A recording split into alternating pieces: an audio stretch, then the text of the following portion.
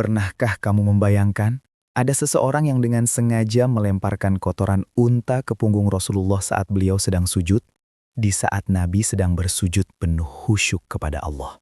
Orang itu justru tertawa dan merasa bangga telah menghina manusia paling mulia di muka bumi. Tapi tahukah kamu bagaimana akhir hidup orang itu? Bagaimana Allah membalas perbuatannya? Inilah kisah menggetarkan tentang hukuman bagi Uqbah bin Abi Mu'id, seorang yang begitu berani menyakiti Rasulullah, dan bagaimana akhirnya ia menemui takdir yang tak pernah ia bayangkan. Sebelum kita lanjut, jangan lupa klik like dan subscribe agar channel ini terus menghadirkan kisah-kisah penuh hikmah yang menguatkan iman. Semoga setiap subscribe yang kamu klik menjadi amal jariah, dan semoga Allah kumpulkan kita semua di dalam surganya bersama Rasulullah Shallallahu Alaihi Wasallam. Amin ya Rabbal Alamin. Di kota Mekah, pada masa awal dakwah Islam, tekanan terhadap Rasulullah Sallallahu Alaihi Wasallam begitu luar biasa. Kaum Quraisy tidak hanya menolak ajaran tauhid, mereka juga menyiksa, menghina, bahkan berusaha membunuh Nabi. Salah satu orang yang paling keras permusuhannya adalah Uqbah bin Abi Mu'id. Uqbah dikenal sebagai salah satu pembesar Quraisy yang sombong dan bengis. Ia bukan hanya penolak dakwah, tapi juga pelaku kekerasan fisik terhadap Rasulullah Sallallahu Alaihi Wasallam.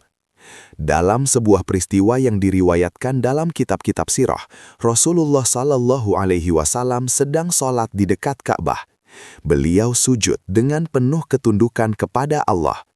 Saat itulah Uqbah datang membawa kotoran dan isi perut unta, lalu meletakkannya di atas punggung Nabi Sallallahu Alaihi Wasallam yang sedang sujud. Bayangkan, tubuh Rasulullah yang mulia tertindih kotoran hewan. Orang-orang Quraisy tertawa terbahak-bahak melihatnya. Tidak ada yang berani menolong. Rasulullah tetap dalam sujudnya, tidak bangkit. Sampai akhirnya, putri tercinta beliau Fatimah Az-Zahra yang saat itu masih kecil datang sambil menangis dan membersihkan kotoran itu dari punggung ayahnya. Itulah puncak kebiadaban Uqbah. Namun Rasulullah Shallallahu Alaihi Wasallam tidak membalas dengan tangan. Beliau tidak mengutuk dengan kebencian pribadi, tapi beliau berdoa kepada Allah. Dalam beberapa riwayat, Nabi menyebut nama-nama para pembesar Quraisy yang paling zolim, termasuk Uqbah bin Abi Mu'id. Doa seorang Nabi bukan doa biasa. Itu adalah doa yang menembus langit. Permusuhan Uqbah tidak berhenti di situ.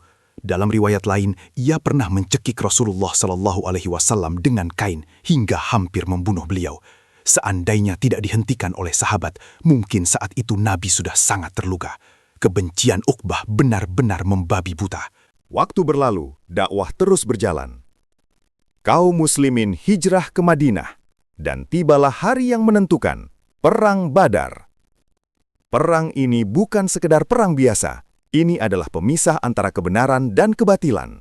Pasukan muslim yang hanya sekitar 313 orang menghadapi lebih dari 1.000 pasukan Quraisy, dan di barisan Quraisy berdiri dengan penuh kesombongan Uqbah bin Abi Mu'id. Ia datang bukan hanya untuk berperang, tapi untuk menghabisi Islam. Namun Allah punya rencana lain. Di medan Badar, satu persatu tokoh Quraisy tumbang. Yang dulu tertawa saat Nabi dihina, kini berjatuhan di pasir panas. Uqbah pun akhirnya tertangkap dalam keadaan kalah. Tidak ada lagi tawa, tidak ada lagi kesombongan. Ketika ia menjadi tawanan, Uqbah memohon agar tidak dibunuh. Ia berkata, "Siapa yang akan mengurus anak-anakku?" Sebuah kalimat yang menunjukkan ketakutan. Rasulullah Shallallahu Alaihi Wasallam menjawab dengan tegas bahwa nerakalah yang akan mengurus mereka. Sebagai bentuk ketegasan terhadap pelaku kejahatan berat terhadap dakwah dan kaum muslimin. Akhirnya, Uqbah bin Abi Mu'id dieksekusi setelah Perang Badar. Ia menjadi salah satu dari sedikit tawanan yang dihukum mati karena kejahatan dan kekejamannya yang luar biasa terhadap Rasulullah dan kaum muslimin. Disitulah keadilan Allah terlihat nyata. Orang yang pernah meletakkan kotoran di punggung Nabi, kini wajahnya tertelungkup di pasir Badar. Orang yang dulu tertawa saat Rasulullah dihina, kini tak mampu menyelamatkan dirinya sendiri. Kisah ini bukan sekedar cerita balas dendam. Ini adalah pelajaran bahwa menghina utusan Allah bukan perkara ringan. Kesabaran Rasulullah luar biasa. Tapi ketika batas telah dilampaui dan perang terjadi, keadilan ditegakkan. Ada hikmah besar di sini, brother. Pertama, jangan pernah meremehkan doa orang yang terzolimi. Rasulullah tidak membalas saat dihina, tapi doa beliau menjadi sebab kehancuran musuh-musuhnya. Kedua, kesombongan selalu membawa kehancuran. Uqbah punya harta, kedudukan, pengaruh, tapi semua tak berguna saat berhadapan dengan takdir Allah. Ketiga, kebenaran mungkin tampak lemah di awal, tapi pada akhirnya Allah pasti memenangkan agamanya. Hari ini mungkin kita tidak melempar kotoran secara fisik, tapi hati-hati, jangan sampai kita meremehkan sunnah, menghina ajaran, atau merasa sombong terhadap kebenaran. Karena sejarah telah membuktikan, siapapun yang memusuhi kebenaran dengan kesombongan, akhirnya akan jatuh dengan kehinaan. Semoga kisah ini menambah cinta kita kepada Rasulullah, menambah rasa hormat kita kepada perjuangan beliau, dan membuat kita semakin takut untuk berbuat zalim. Semoga Allah menjaga hati kita dari kesombongan seperti Uqbah dan mengumpulkan kita di surga bersama Nabi Muhammad SAW. Amin.